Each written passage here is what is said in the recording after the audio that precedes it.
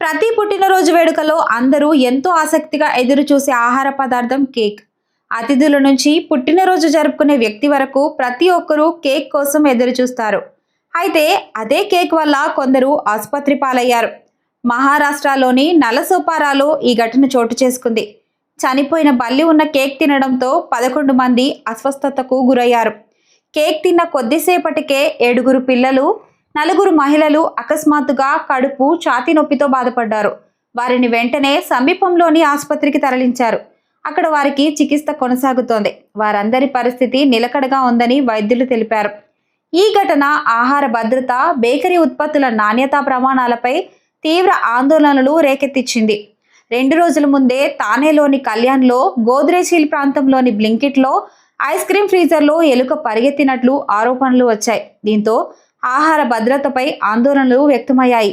అధికారులు చర్యలు తీసుకోవాలనే డిమాండ్లు వచ్చాయి.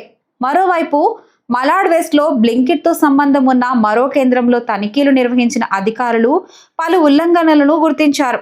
దీంతో ఆ కేంద్రం లైసెన్స్ను సస్పెండ్ చేశారు.